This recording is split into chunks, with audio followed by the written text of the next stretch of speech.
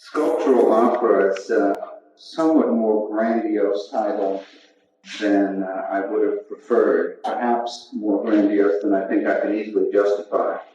But I chose it partly for a negative reason, and that is because I could avoid using the term installation. The work I'm going to discuss tonight was an installation, or a sculptural opera, if you will, which was a show at the Sculptural Center in September of '89. The term installation I find unfortunate for a number of reasons. One, it's got a clinical, dry, somewhat too curatorial sound, and moreover, it refers to process and materials in a way which emphasizes the fact of installing, of making. And my own preference is for works of art in which the illusion absorbs the means, in which the spectator is so taken with the content of the subject that he forgets about process, he forgets about material. Now, obviously, this is a problem for contemporary artists, since in modern art, or I should say modern art has defined itself almost by the degree to which it undoes illusion and emphasizes process and materials. My feeling for making installations didn't derive from the installations of the 50s and the 60s, Capro and those works which were so important in creating the concept of an environment as a work of art, but rather from my own experience in Italy in 1982, and like thousands upon thousands of other artists. When I went to Italy for the first time, I was then 45 already, and I saw the Medici Chapel, and it blew my mind, the vernacular.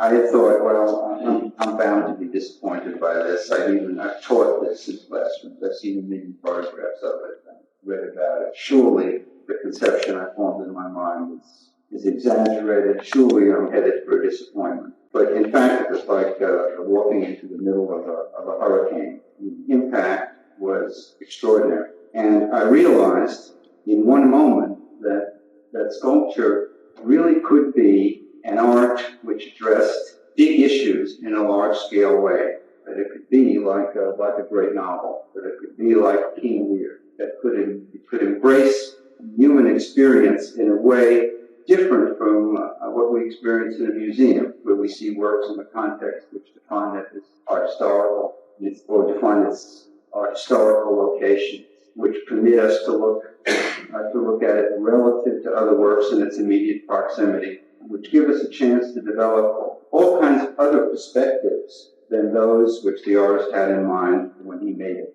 Now, first of all, let me say that when I talk about the Medici Chapel and how it stimulated my own ambition, I must say I mean emulation and not competition, because if a sculptor wants to feel like a fly on the wall, the Medici Chapel is the place to experience. So let me say that when I refer to certain things, I'm talking about my ambitions, my aspirations, not what I feel to be my accomplishments. Talk with you about goals.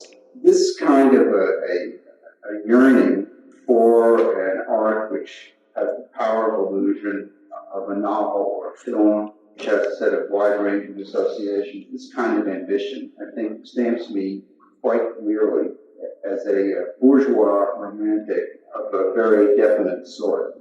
I can't escape it. And I think maybe a couple of brief definitions of what's meant by that might help. And this is one of the things that I've written down carefully. Say that the chief characteristic on the personal side of bourgeois romantic is a disillusion with, a disability for, and a mighty yearning towards the norms of middle-class life, encased in a general sense of guilt and anxiety. Now, for a further clarification of the personal side of being a bourgeois romantic, I think Thomas Mann's wonderful novella, Tonio Ferga, will give you some idea about it, and also various films of Woody Allen, I think, cover the ground fairly well.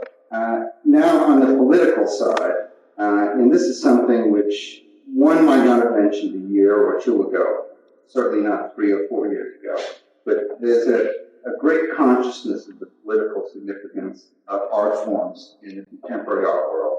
And one is defined politically either by sympathy with certain views or lack of sympathy with certain views. It is inescapable, and perhaps it's reasonable that it should be so. So I would say that political side, the bourgeois romantic, believes in the extension of the franchise of potential greatness from gods, kings, and nobility to all individuals. That is to say, a belief in the heroic potential of the individual. Now, this is opposed to the more current politically correct view that if all ought to be equal, none can be great, which means that the moral and aesthetic value of all artistic work within that context lies in the degree to which it undoes the concept of individual greatness and heroism and undermines all relative judgments of value, except those which refer to the politics of groups. That's the most economical and the least tendentious summary of that point of view that I could come up with. And I'll be happy to address, if you happen to remember that by the end of the lecture, I'll be happy to address those issues later on. So that the personal and political aspects of the romantic bourgeois come together in a not entirely uncritical nostalgia for order and an undercurrent of admiration for some of the valued hierarchies. And that's the last phrase of that kind you'll hear from me this evening. I'm going to proceed from there to a discussion of the show at the Sculpture Center. I think there's something that's important to say about installations of this character, and I'll say it in advance of showing you the work, and I hope it carries over. And that is that one does not do these things alone. A large-scale work of the kind that I'm going to show you requires the cooperation of many people, and I don't only mean in execution. I had 4 assistants working for me: Marion Smith, Robert George, Eric Woolder, and Hillary Johnston, 2 of whom were students here at the studio school. And it could not have been done without them. Not simply a matter of executing ideas that I had, but in the development of those ideas in the course of making the work. And I'll point out to you those things to which they made critical contributions as we go along. Also, Marion Griffiths, who is the director of the Sculpture Center Gallery, about too much cannot be said about her, about her supportiveness, about her graciousness, about her courage, to mention only a few of her good qualities, and I haven't found any bad ones. Also, people who are deeply engaged in your work and in your career, whose advice is invaluable. Julian Weissman, the director of the Grunbaum Gallery, helped me make the critical choices in placing certain figures and gave me guidance without which the show wouldn't have been, however good it was, it wouldn't have been that good without his help, and so on. So larger scale works really are collaboration. In the end, one feels that as an artist, you're almost a vehicle through which other people's contributions has passed, and you're maybe a guiding, shaping hand, but certainly not only your ideas and contributions present in the work. So maybe at this point we can turn to the slides. On my right is a view of the show, or part of the show as a whole. One of the problems in photographing it was that you really couldn't get it far enough away from it to get the whole image in. So I'm going to keep larger views on this side and details on this side, and hope that I can reconstruct the work for you in that way. So let me begin with some of the logistics. The room, I would say, was about 40 feet deep and about 25 feet wide. And I think the improvisatorial nature of the way I work is clearly indicated by the fact that I never knew the exact measurements of the room. So that tells you something about my working instincts and habits. The subject of work, the narrative subject of the work, was as follows. There is a figure on the couch. I think you can see it. That's the figure, and this is a detail of it. And everything else that occurs in this room, which I tried to make appear to be a bedroom, like a large bedroom. This woman's room. She's sick on the couch, dying or dreaming of dying, and if you look at the walls, I made a look, or tried to make it look that there was a pall of gray descending over the wallpaper of the room. Maybe we can go back one. Can we go back one on this one? Yeah, you can see the wallpaper, and you can see this kind of ooze of gray paint which descends over it.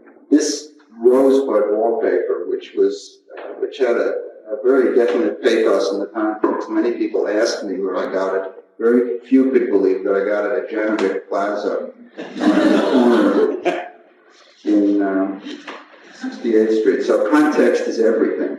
Right. And staining that with espresso coffee, the idea of Marion Smith, I tried ordinary coffee, and Marion said, well, why don't you get some espresso and try it? Antique water. Okay, let's have the other one back. I don't really like this slide that much, but it does give you the wallpaper. And at the same time, as you'll see later, not only would I try and create the effect of it's kind of ooze of this moment of death, or moment of the illusion of death coming down from the walls, but also clay pouring in from one side of the room, so that things were pouring in on the floor and down from the ceiling, the critical moment in the life of this woman. And the rest of what happens in the room are features of her imagination at this moment, aspects of fears of death, memories, hopes, visions of past life, of youth, of all those things which constitute condensed and concentrated memories, which we like to think occur to us at a moment of final summing up.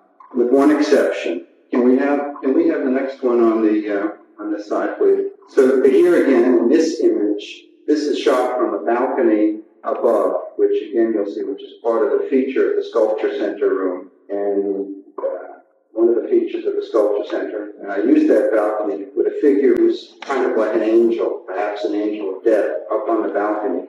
And this photograph is shot from the balcony above, where she looks. And the angel looks down at the figure of the woman, the same woman on the couch. In other words, part of her vision is that she sees herself standing in the midst of this vortex of memories and associations and ideas.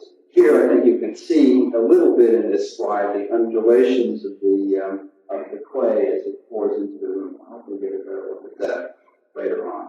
Floor is another simple look, but just enough, I hope, to conjure up the idea that this was a domestic interior. This kind of dream sequence was taking place. I should say something about the scale of the figures. This is about 10 feet off the ground. This figure is life-size. That's about 9 feet, 7 feet. So you're dealing with larger than life-size sculpture. Let's have the next on this side. Also, if there are any questions at this point, as I talk about the slides, if there are any questions about the physical character of the work, or as I'm talking, if there are any doubts about what you're looking at. This is again this figure. This figure and so on. I think you can make the comparison and develop a sense of space. There's a mirror hanging above the couch on which the sick woman lies. Did you tell the material? Yes. These are almost all plaster. There is wood on the basis of this figure. These are mirrors which are on the floor. This figure is looking down at a bronze head, which I think you can just make out in the corner, surrounded by petals of flowers and shattered mirrors.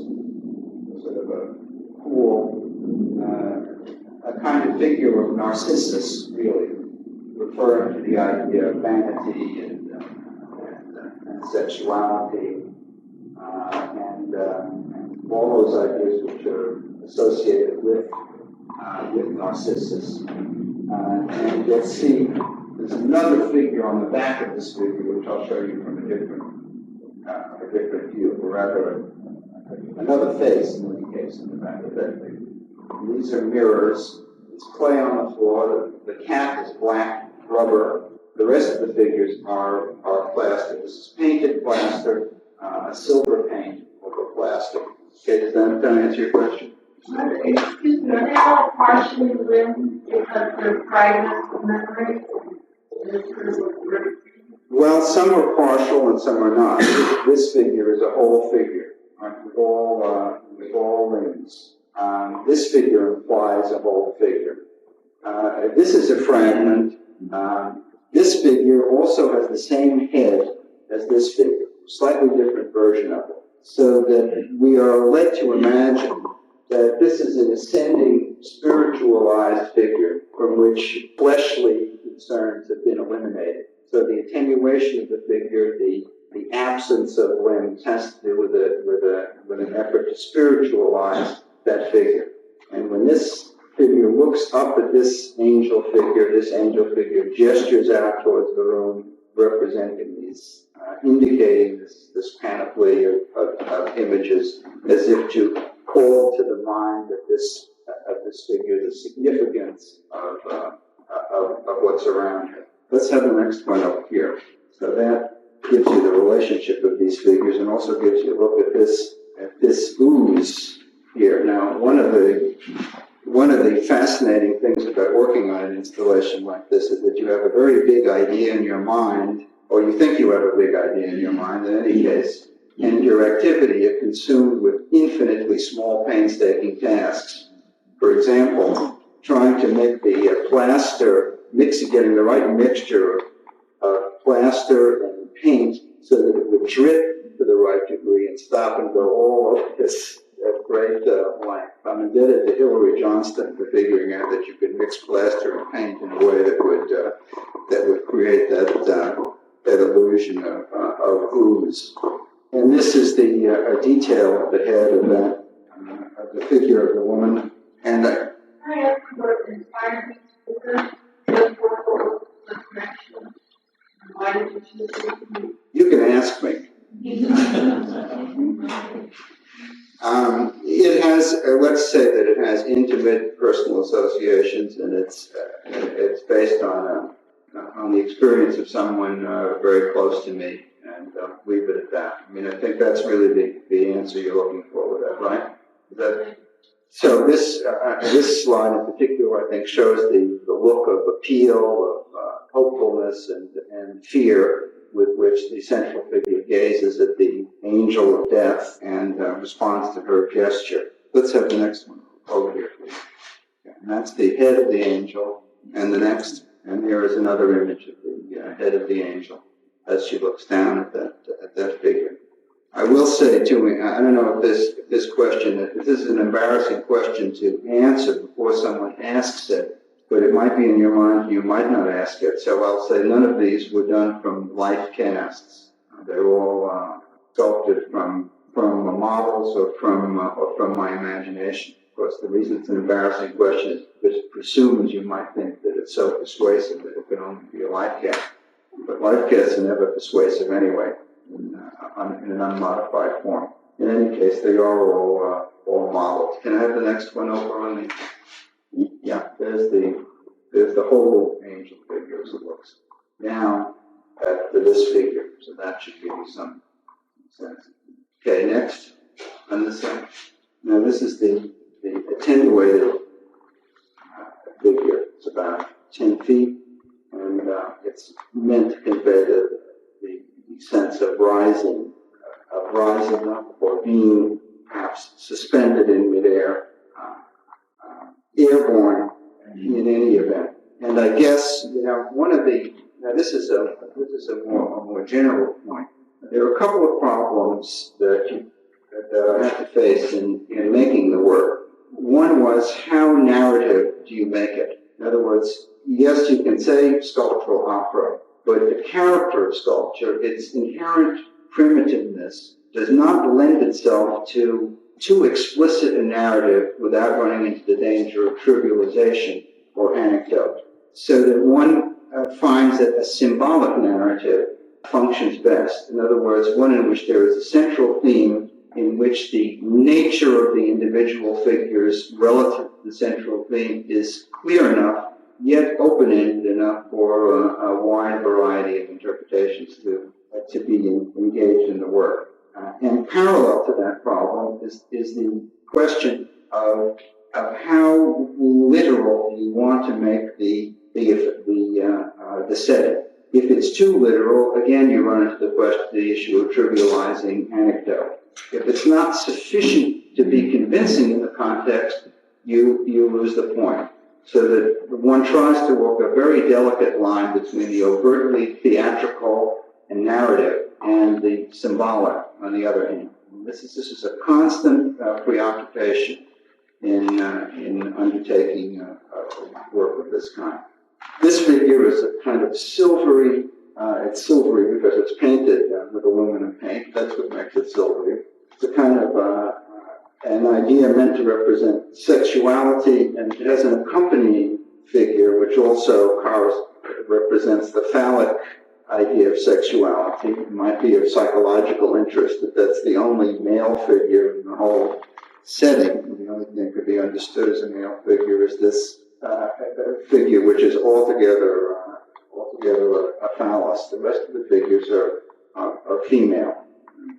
I can't explain it.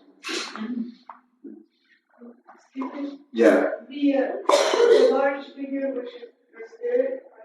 Yeah. What's behind her head? Well, you're talking about this element extruding from the head? Right, yeah. Yeah. That's, when I made the figure, I hung it on I hung the head on the armature. I mean, the head was made first. And the way I work these figures is I take the head and I put it, and then I model the figure relative to the head. So the head was hung on the armature in a certain way that looked to me dramatic and persuasive. It's as if maybe one problem is I've seen too many horror movies. Maybe I have a great weakness for the worst kind of trash in films. And maybe every once in a while something sneaks in, but I hope it's ennobled by its associations.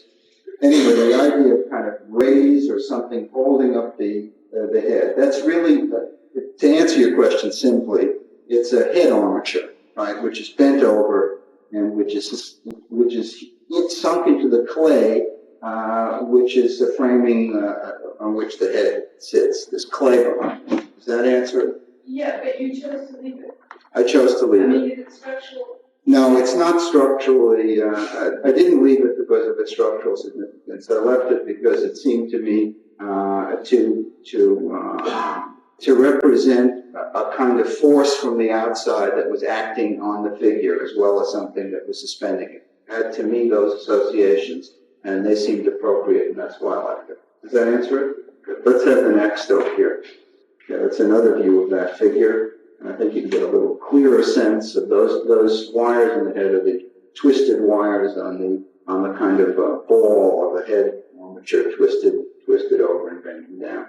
So this figure, there was no mold on this figure, so there are parts of this that are still clay, actually. Further amplification of materials. Okay, let's have another one on this side. There you really see it. Okay, that really shows it. I mean, it has a lot of associations when you think of it. A gallows, electrodes, rather horrific associations. But also, to me, it has the idea of pulling the head up, pulling the figure up. And I think that's mostly from the point of view of movement, which, of course, is critical in any kind of narrative. That's, I think, really the reason above all that I left it. And the next on the slide, please. That's another view of that silvery figure with its sort of accompanying, and another view of that kind of snake. It's kind of a half man, half snake. And here are the remains of the base of the original piece.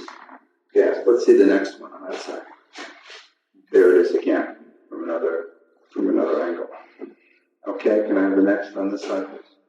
Okay, now this figure is, thinking of it, because I don't have any views of the whole in which this is included. This is a figure of, we'll see more of it later, but it's a figure of Charon, the ferry boatman of the river Styx. And here's his huge oar. He's about 12 feet high, and very hard to get into the image. And that is a detail of, and I think in this slide, you can get a better look at the mirrors and the head, the bronze head, surrounded by the flower petals and the ground-up mirror. Now, the side of the mirror calls to mind another problem which presents itself in trying to make a kind of gesamtes Kunstwerk, and that is that you have to engage aspect of the space. You have to deal with the ceiling, you have to deal with the floor, you have to deal with the wall, and they must be integrated into the illusion. And without that, if you leave any serious holes, any serious element of the space unaccounted for in terms of the narrative, it leaves a really unacceptable gap in the unity of the whole. And the mirrors were particularly useful because they changed the space of the floor in an obvious way. I don't know if you can make out how much of that is reflection, but also something which I could not get on the slides very easily. It cast up shadows of this figure on the ceiling, which completely changed the sense of the ceiling. So the space of every aspect of the room has got to be materially altered. Some illusion has got to be brought to bear on every significant aspect of the dimensions of the space in order not to leave that kind of a hole in the illusion. If people can walk into the room, see the same space that they're accustomed to seeing, you've lost the game. It must surprise them in such a way that it suspends their expectations and imposes on them the character of the work. And that brings me to another point about bourgeois romanticism and accompanying grandiosities. And that is one of the experiences of art in Italy was that the spectator had many, many fewer choices. Again, the Medici Chapel comes to mind as the prime example. You are controlled by the space. Your experience is dominated by where you are. Your options are limited as a viewer. And again, that is almost problematic from a social and political point of view. If you think about how our museums are structured, they are structured relative to the mobility of the spectator. They guarantee him the maximum freedom, that is, he's free to do anything but stand still and look. He's invited to move at every point. His mobility, his freedom of motion becomes the subject of museum structures. And obviously, this kind of work goes against the grain in that respect, for better or for worse. Let me have the next slide. Can you draw in more than one? No. So they made with one group in mind? Pardon me? Are they made with, say, the sculpture center in mind? Well, the work is made up of a number of works, some of which pre-existed and some of which were made for the space. They were all designed, altered, and so forth to accommodate that space. That's critical. One of the advantages of that one slot for installations every year at the Sculpture Center is that the artist has 4 or 5 weeks to work in the space, which is a luxury of the kind that you're never going to get again as long as you live. And you can really make the space over, and you have the time to do it. I mean, this people never. Never. And that's part of it. There is something about the scale of the endeavor relative to its transience, which itself has an emotional impact, if you take my meaning. In other words, here's an ambitious endeavor of a certain kind, and everybody knows it's good for 5 weeks, and that's it. And there's a combination of ambition and fragility there, which can be part of the emotional experience of the work for a perceptive spectator. And of course, you have documentation. You also have a video as well as slides. But it can never be the same. And you can try and reconstruct it. I've tried to redo installations in other places, but you find out that if you're working at your best, you're taking account of everything. In other words, if 69th Street wasn't 50 feet away, this work would have been different. How you enter it, what the spectator's experience is immediately before he enters it, how he enters it, his perspective, all those things are critical in the experience of the work, and it's impossible to reproduce them. And here you see the 2 heads, I think, on the top of this, of the Narcissus figure. And there's also another body form which comes down from the head, which is on top of that figure. Okay, let's have the next on this side, please. That's the figure of Charon, the ferry boatman of the river Styx. Right? The oar Robert George, and this was modeled under my instruction by Robert George.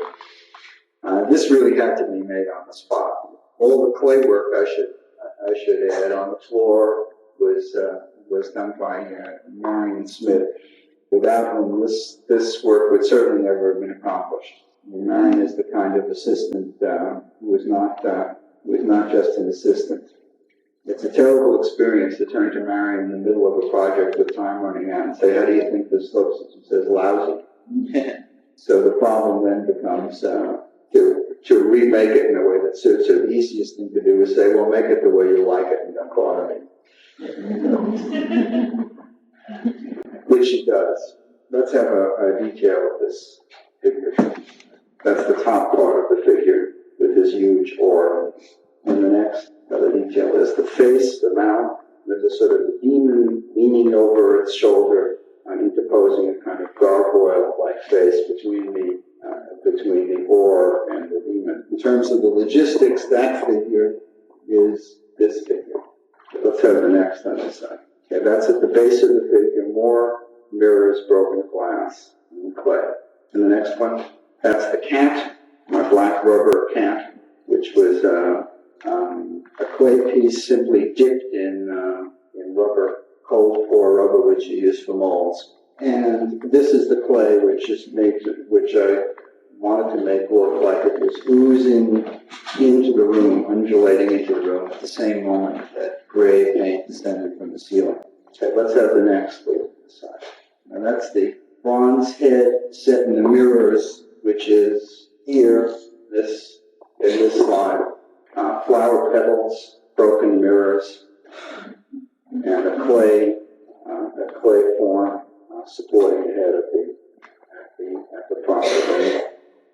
Okay, that's all the slides I have. So maybe we can turn off the machines and put on the lights.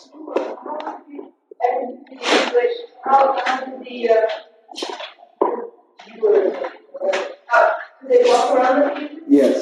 I mean, there were certain places that obviously were difficult to walk around. There was glass around it. It was very hard. Were they walking on the clay? They couldn't walk on the clay, no.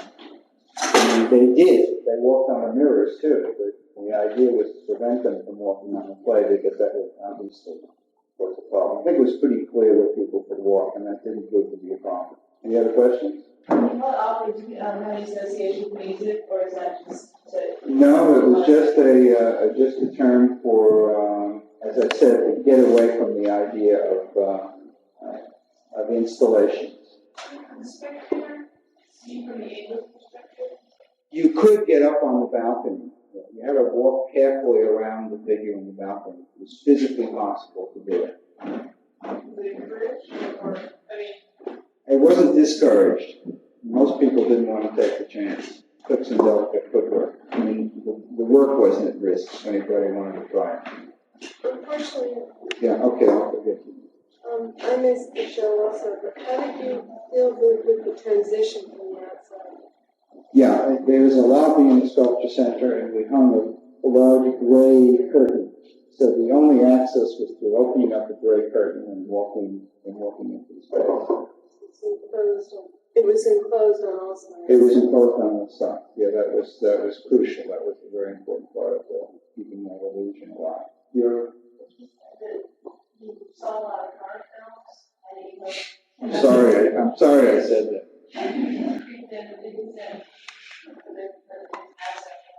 You know, that's such a funny question. I mean, it raises a whole issue of popular imagery, popular culture, and its impact on works of art. And I don't know that I want to get too deeply into that, but to answer the question honestly, I have a tremendous weakness for horror movies. I mean, I can sit on a Sunday night and watch Friday the 13th, the series, Monsters, and Tales of the Dark Side in a row, and never take my eyes off it, just absolutely glued to the set. So that's part of my character, there's no question about it. Now, nothing to do with my exalted taste for Shakespeare or Thomas Mann or the rest of them.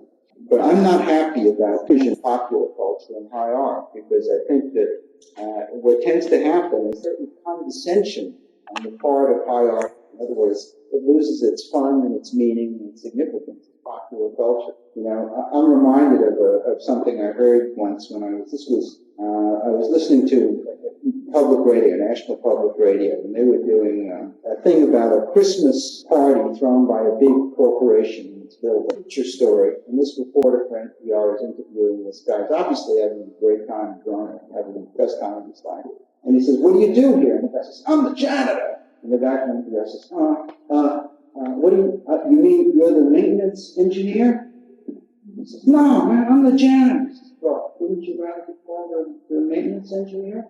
And the guy says, you could see all the fun kind of drained out of it, you know. And this reporter for NPR actually must have believed that it was more important better to be hired to be a reporter for NPR than a janitor, which means that he never lived in a building in New York, otherwise he'd know how important janitors were. I mean, it was, so there's a kind of attempt to be cross-cultural can imply a profound disrespect and condescension towards cross culture. And another incident, if I don't want to drag this answer out too long, but when I went to the high-low show, and you're looking at the Lichtenstein paintings, and then they have the real comic book enclosed in a glass case. You know? So I'm reading the comic, and it's a story about this guy who comes back to his girlfriend who's pleading to have 1 hour more with her. Please, just give me 1 hour more, I'll explain. And this goes on for 2 pages. And then you can't turn the comic book. And you're looking through this glass at this Lichtenstein, which is up on the wall. Now, to me, there's something skewed in the relationship of high art to popular culture, of which that is emblematic. So when you ask me about that, I don't want people to have those associations when they look at my work. That's why I said it, but I can't deny that it's there somewhere. And it goes back to 19th century Gothic novels. I mean, you can elevate it a little bit by dating it back. Yes. I mean, wouldn't the connective thread be a kind of edge and tension, a kind of macabre? I mean, not without the one-to-one popular to high, stripping away that one-to-one equation, just there's some kind of gut thread that does kind of transcend any kind of obvious. Yeah, one hopes so. And it's also partly just a much simpler, that I think is true. And beyond that, if you want to do something, you use whatever means come to hand to do it. I think that's also another way to put it. Otherwise it gets like that. Any more questions? Yeah. When you finish you see, you're more comfortable with the project, maybe one person will be rather in there at certain points and having a one-to-one basis, or on an opening night when people are much reading one. Opening night was, from my point of view, a disastrous spectacle. You're exactly right. It's really meant for 1 or 2 or 3 people to go through an experience in isolation. There were people who came and lingered there and lived in the atmosphere. That was very much what I had in mind. It's kind of a coda. Anyone who saw the show, I think even in the slides, you get some incredibly complex situation with lots of levels to it. In terms of your own process and way of thinking, what was the residual, what was the aftermath, having done that project? Where are you now, and what fruits has it kind of borne in your own mind? Well, the aftermath was exhaustion. Yeah, maybe it's the same. That was the aftermath. And, in a way, at this point, I'm still at that stage of thinking where I liked it a lot. At the moment, I have the feeling that, I'll never do anything that will please me as much again. But I've had that feeling before, so I'm encouraged to think that maybe something else will come along. But it does seem, in retrospect, if I think about it, to brought to a conclusion in my own process a certain kind of subject matter, certain things I think were closed from there. And what will follow will follow. Okay, Doug said that was a coda, and a coda is a tail, and a tail is at the end. So, thank you very much.